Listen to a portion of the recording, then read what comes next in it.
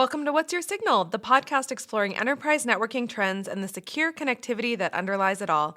You're joined by me, Taylor Walker, and my co-host, Mauricio Stefan. Hey, Mauricio. Hey, Taylor. How's it hanging? It's hanging so great. Mauricio, let me recollect my thoughts and start by saying that we both work for a company that specializes in cellular solutions for business. So it's probably not surprising that we're a little bit sensitive to myths and misconceptions about 5G. Is that fair to say? Yeah, I think it's fair to say that we hear them all. Everything from the things that might be true to the completely absurd. Like the internet is a place onto it itself like nothing else on this planet. And so the amount of information and misconceptions that just get spread is, I would make it akin to when we were in high school, right? It's easy just to spread those things. All sorts of things like, I remember in the early days of 5G just happened to coincide with the COVID-19 pandemic, and how many wild theories they were out there that the 5G towers were causing COVID. Cell phones taking down airplanes. I mean, come on. Is really my Google Pixel 9 Pro going to take down a Boeing 7? Well, it is a Boeing, but like an Airbus. Is it really going to take down an Airbus? I don't know. But, and then there are things out there that, people tend to believe that might be true, that sound true about things like speed and spectrum, that prevent them from really looking into cellular as a viable connection for their business. Well, today we have a great person to help us dispel some of those myths and also discuss how the limitations and use cases for cellular connectivity have changed over the past few decades. Our guest today is a seasoned veteran in the field of cellular technology. It's Lindsay Notwell, who worked for many years at Verizon and Cradlepoint, which is now Ericsson Enterprise Wireless, before starting a consulting firm called nGen Strategies. So, Lindsay, welcome. We would love to start by you kind of telling us about sort of how and where your career in cellular networking started and how it's evolved over the years that have followed. So back in 1994, about 30 years ago, I had been working in the computer industry for some time, and I was in charge at the time of a number of network engineers, and I had a few installed on site at our large customer, Cellular One, the cellular provider here in Columbus, Ohio. And one day, my main contact there, the VP of IT, called me up, and he said, "We'd like to come over and talk to you about wireless data." And big thinker that I was at the time, I thought, buildings have wires. Why would you need wireless data? But, they were the customer. And so they came over and they told me these stories of laptops with antennas and Coke machines that would beacon when they were out of change. And I just remember going home and telling my wife, "I have seen the future, and the future is wireless." I quote. And one thing led to another, and they were starting up a wireless data division. And so they hired me as the data guy. So that was analog technology. That was in 1994. And in the late 90s, 2G came along, which was digital. Not necessarily fast in terms of data communications. And then 2003 or thereabouts was 3G. 2007, 2008 was 4G, the very first 4G networks.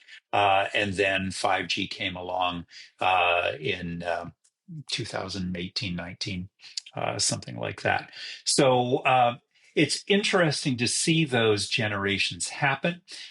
Each generation is supposedly an order of magnitude better or faster. 10 times, if you will.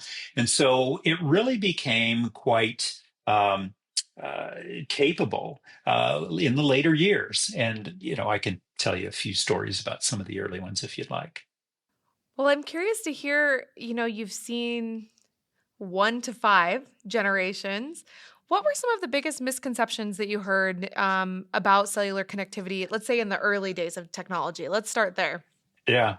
Well, the one, probably the biggest one is cell phones cause cancer. And that has even persisted. It resurfaces. It's constantly debunked.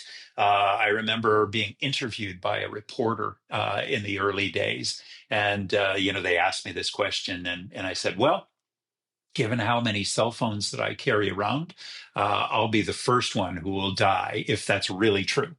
And it clearly didn't happen. And yeah, that's probably one of the biggest one. The other one that we heard and still again here come up from time to time is that cellular signals can be hacked, that somebody can snoop in on the conversation. And the reality is that the cell phone signals themselves are highly encrypted. And so the likelihood of that happening versus somewhere else along the chain of the connection from one end to the other is actually very low compared to those other places. So I imagine that a lot of businesses, they kind of had to mentally move past some of this flim flam to start to see how they could use cellular connectivity regularly. Like you were saying, the future is wireless. I'm sure that was difficult for a lot of businesses to wrap their heads around. Um, so, about when did you see cellular connectivity start becoming a viable option for businesses, and what were some of those original use cases you saw? Well, interestingly, there were some early innovators, and I guess in every industry there are early innovators. The one that comes to my mind was actually in those analog days. We had a plumbing company out of Cincinnati who outfitted their vans with fax machines, believe it or not. And at the end of every work order, the technician faxed in their form into the main office, and that's how they close their tickets, if you will. And really, if you think about it, automated worker ticket completion is still a big use case to this day because it's such a big productivity increaser, and accuracy. I don't remember if it was a half an hour, 45 minutes, and so on and so forth. And so that's just one of them that really was viable from the get go, and it got better and better as the generations came along. The other one that was promised for many years was the mobile office. You could work on the road wirelessly, and the reality in 2G and even in 3G, it was that the connection was dog slow. You really couldn't do much with it. It really wasn't until 4G came around that it became practical. The speeds became practical for someone really to do the mobile office. Today, there are countless use cases. I know that if you look at your website, you've got customer success stories, and they are endless. It's kind of amazing when you think of what's available today. What would you say are, some of the benefits that you've seen over time for businesses who using cellular, and how have they changed over time? Mhm. Um, what do you Yeah, think? I'd say, in classic case, what do you want to do? You want to save time, you want to save money, you want to reduce costs, and you want to raise revenues. It really, when businesses are looking to implement any technology, which generally requires some investment, you look to how can I get my benefit back? And productivity is all about raising revenues and lowering costs at the same time. So it really comes down to those kinds of things. Now, the pandemic actually brought some very interesting use cases where thermal imaging, people would be walking into a building and they could read their temperature from a thermal camera. And so, there's safety and there's a whole bunch of other use cases, but the vast majority of them come down to save time, money, lower costs, raise revenues. Lindsay, I even think about the number of new industries that have spun out of just having that cellular connectivity, right? Because like things like Uber and Grubhub and those kind of things really would have been difficult without LTE or having that speed on the network. So I think it not just established businesses looking to save time, save money, save resources. But like there are opportunities that having that, being unencumbered by a wired connection just create, especially as that high speed cellular connection becomes more prevalent everywhere. Yeah, you're spot on, Lucio. I actually give a lot of credit to Apple and the iPhone. If you were around at that time, 2007, what happened was Apple introduced this new thing called an iPhone. It was really a computer in your pocket, and at the time it was 3G. And if you remember, it was actually there were so many of these things. It was actually crashing the AT&T network because they just couldn't handle the traffic nor the requirements of these creative new applications that came along. And so, very shortly thereafter, 4G came along, and then it all exploded. You talk about Uber and Grubhub, absolutely whole new industries. And if you think about the market capitalization of some of those businesses, I mean, it's insane. So, what a great opportunity. So, having the right tools as well as the connection has made all the difference in the world. Another technology that was implemented earlier on, but taken advantage of, was GPS. Back in the 90s, there was no GPS that was available other than for the military.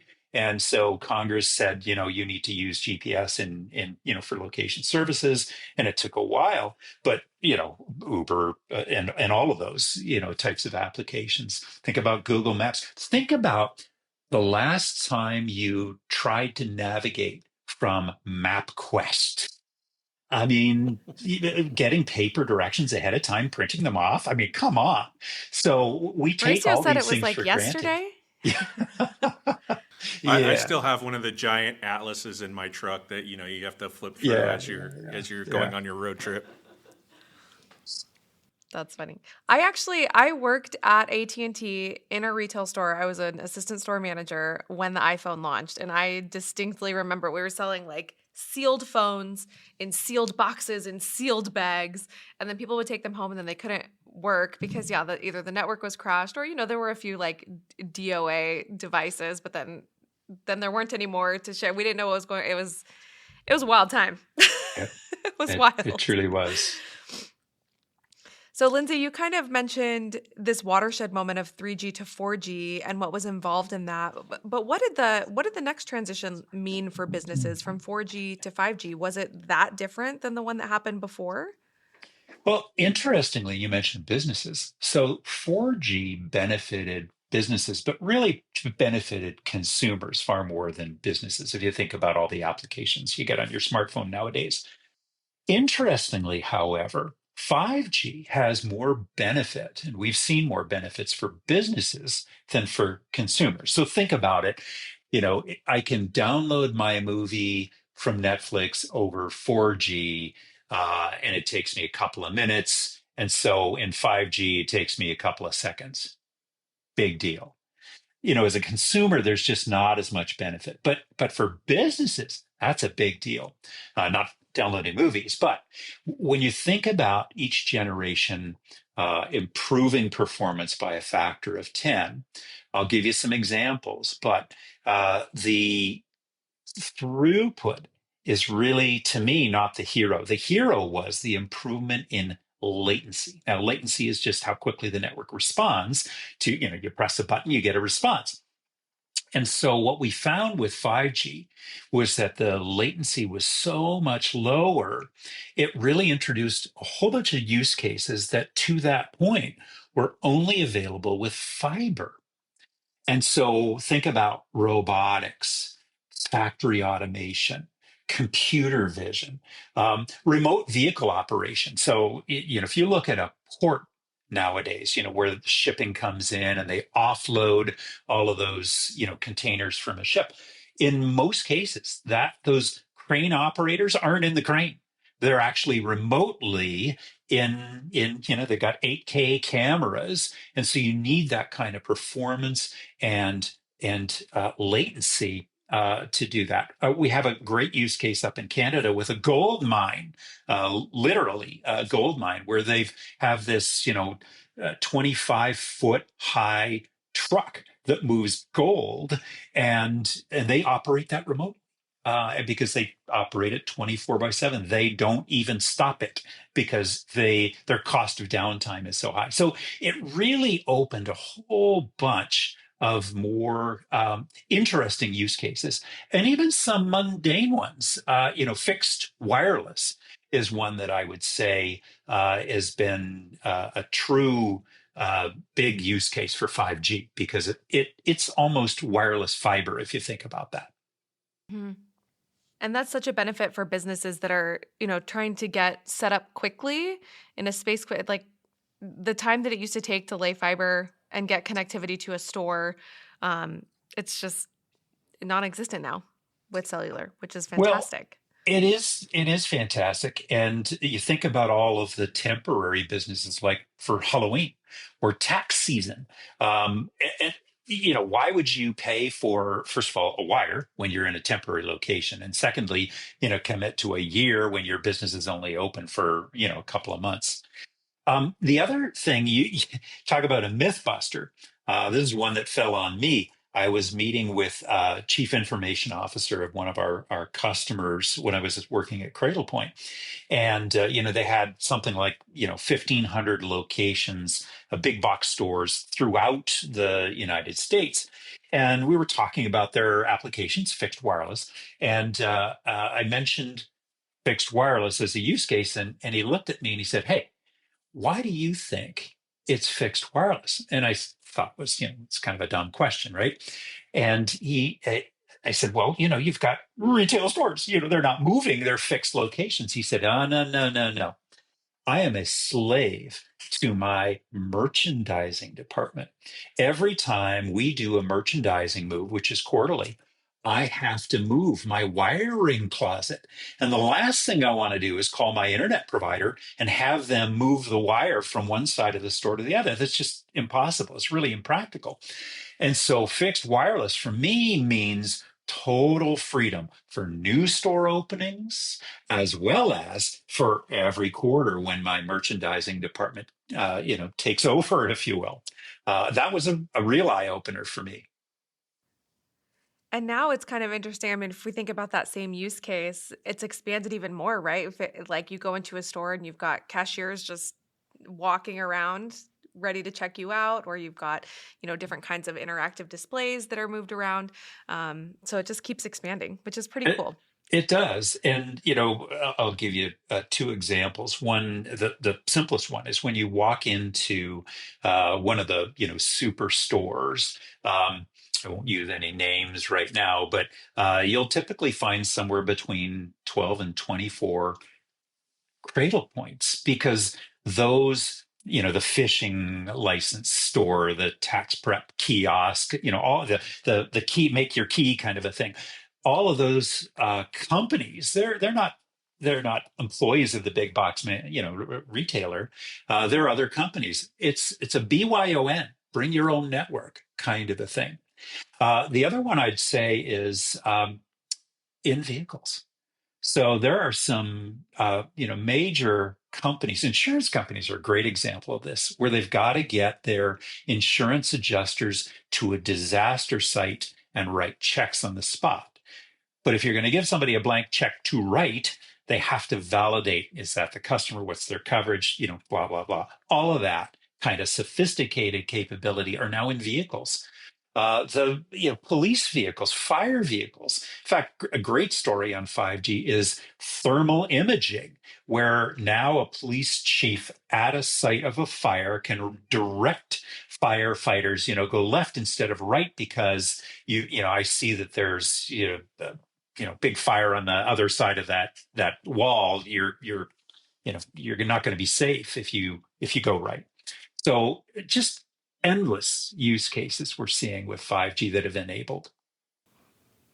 Yeah, I mean, you brought up the insurance adjuster, but it also just opens up a world of possibility for retail too, right? Because different retailers with different focuses have different opportunities to go where their customers are.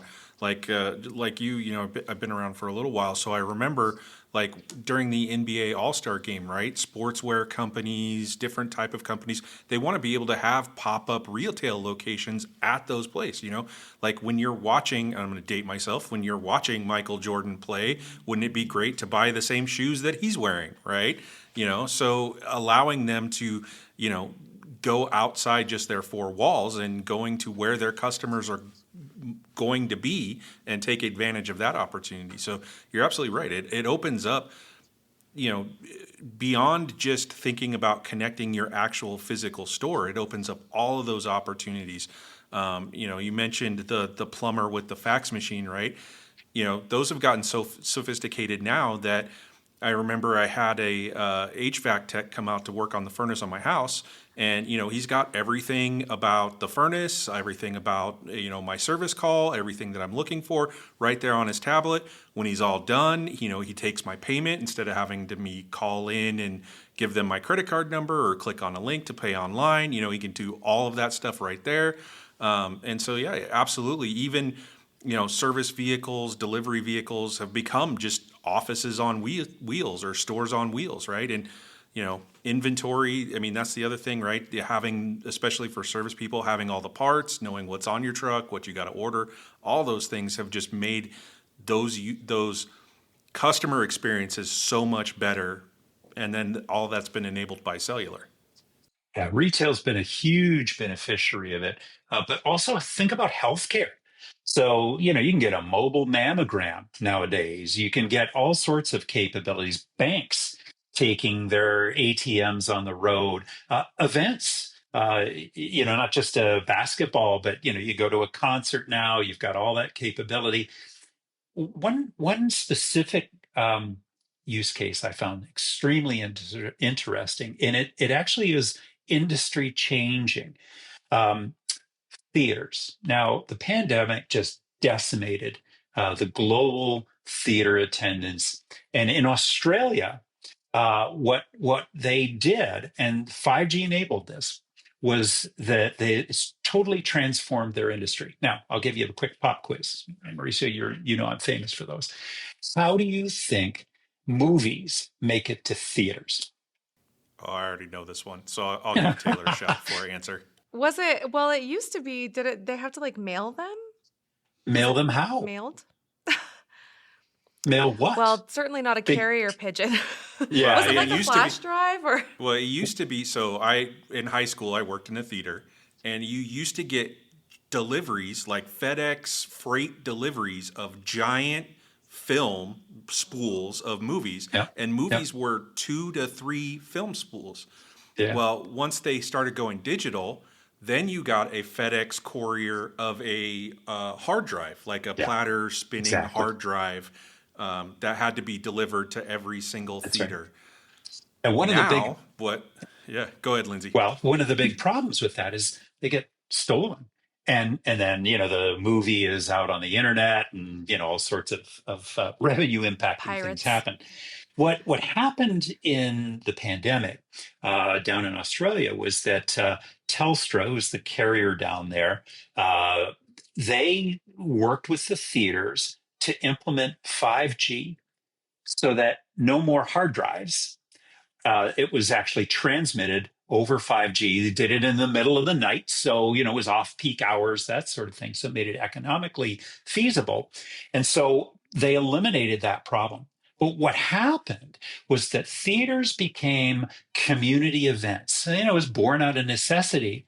But theaters down there started hosting local events at their location, and they installed video cameras, and so it became this two-way thing, not just broadcast. And so it totally transformed that industry, this particular technology capability. And so I expect that that'll, sweep around the world, saving money, saving time, keeping the bad guys at bay, and then introducing new revenue streams. We're starting to see that already here, but it just is mind-boggling to me what's happened with 5G for businesses. Hmm.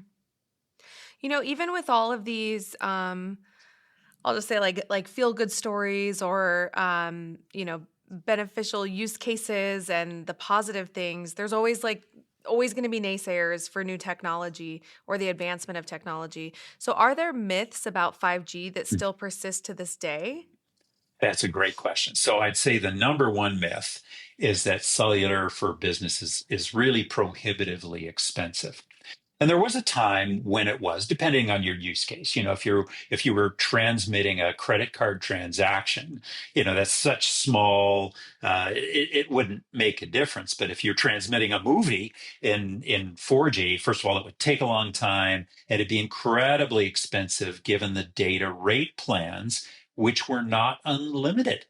Um, and so that was a real problem. Now, 5G came along and enabled, because the costs were 10 times lower, it enabled carriers to charge uh, flat rate pricing so that it wasn't a mystery what your bill would be at the end of the month. And that was you know, the biggest objection we had with customers early on at Cradle Point, Mauricio, you'll remember this, was that, I don't know what my bill's going to be. I can't budget for that. And so they voted with their wallets and they would just postpone. Now with flat rate pricing, and actually, I think I saw this in an Ericsson data report from a few months ago. 80% of the world's cellular carriers offer fixed wireless access plans, and half of those are actually fixed rates, flat rate plans.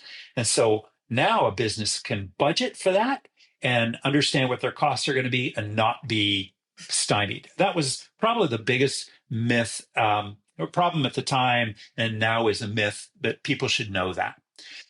The other one I'd say is that frequencies, they interfere with weather forecasting, with airplanes landing, and the reality is that it just isn't true.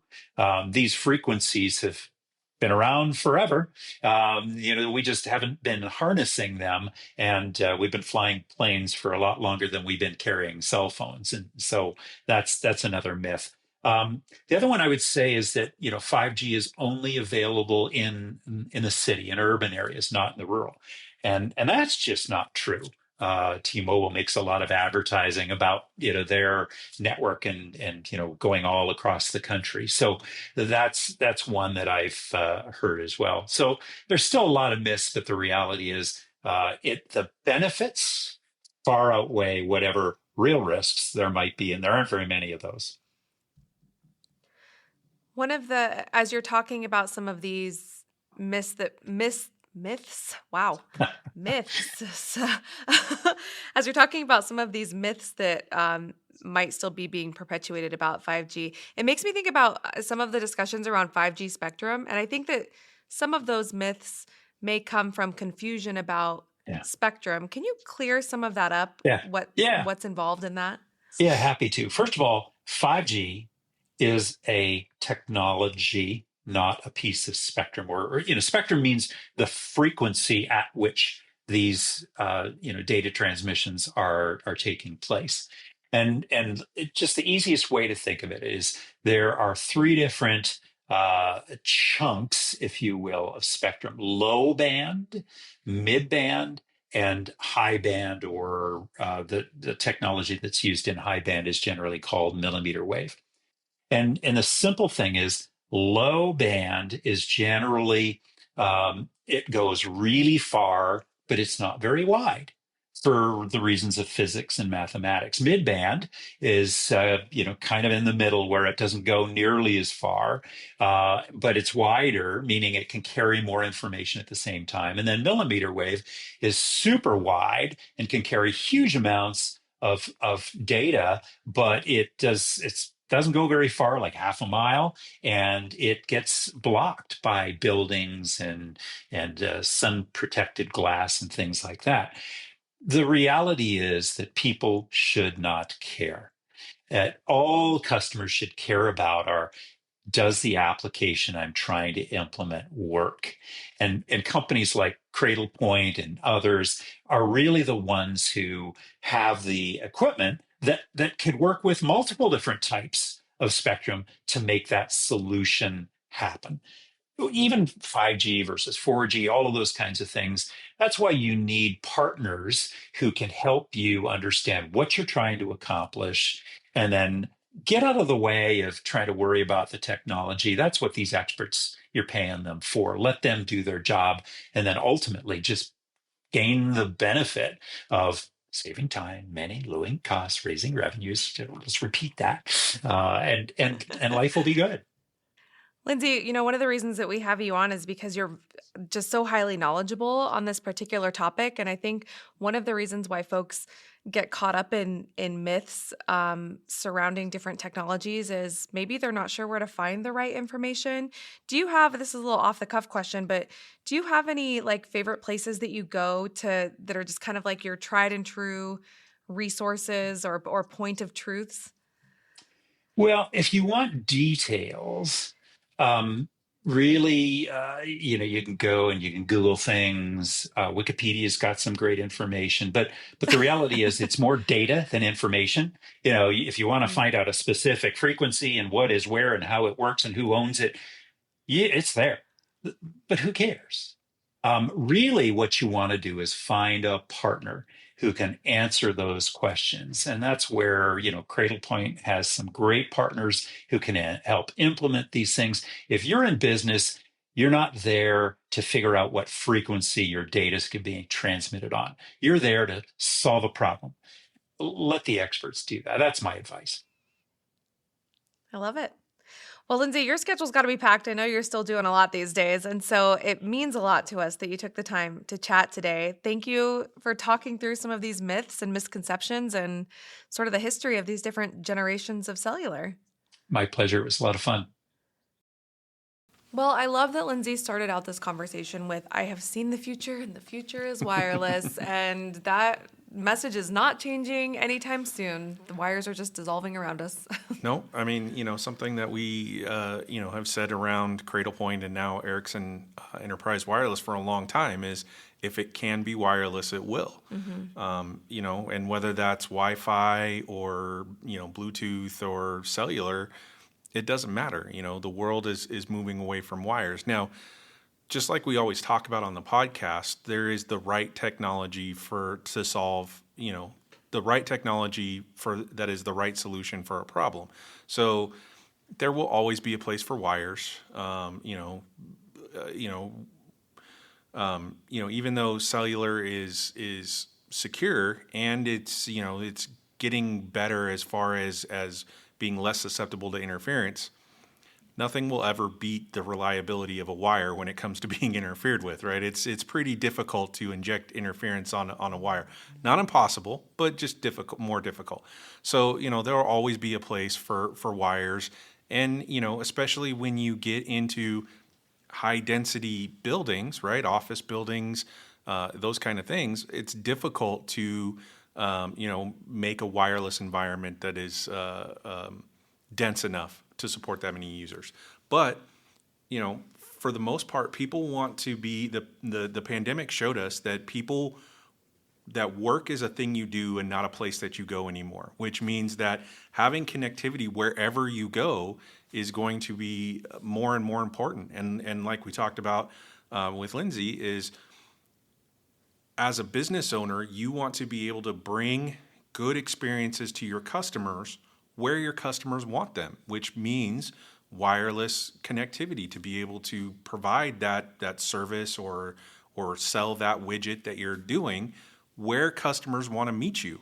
I don't know about you, but I less and less want to go to the store. I just want to, I want to order things online, or, if I'm in a place like a concert or an event or something, want to be able to buy that thing, in context. So, I think as businesses look to, either reinvent themselves after the pandemic or expand their footprint and their use cases, or even revolutionize or create a new industry, cellular is going to be a key component of that. And beyond just how we connect to our customers, connecting for employees too, right? So whether it's, someone who's servicing farm equipment in rural, you name it, and they need that kind of connectivity, or somebody that's in a mine or any kind of those more remote areas or obscure areas, having that connectivity matters to them too for their daily use cases and in emergencies. And I am eager to see, even in areas where wires may still be the best solution, we're seeing more solutions pop up that extend cellular coverage indoors, things like neutral host and that sort of thing, that kind of places that are normally Faraday cages, right, that you can't get any signal in or out, those are starting to even be accessible. 100%, right? Because as much as take our offices, for example. I come into the office. When I come into the office, I connect my work computer to the work network, but I also have personal devices, my phone, my watch, what have you, where it may be a little bit of a liability to connect those to, one, the corporate network, but two, have a guest network to allow employees to connect those things. So instead of offering that guest network, like you mentioned, you can bring that public cellular network into your office space, and then the employees can just stay connected. Their cell phone can just stay connected to the cellular network as opposed to having to spin up and maintain a guest network. So there is a lot of, like you mentioned, right? There's going to be a lot of things where even where the main connectivity may be wired, there is use cases for wireless. And unfortunately, going back to the name of this episode, with change comes resistance to change and making up all these myths about change being scary. Basically is what it boils down to, is change is scary. And so people make up things about that change that will try and put off that change till a later date.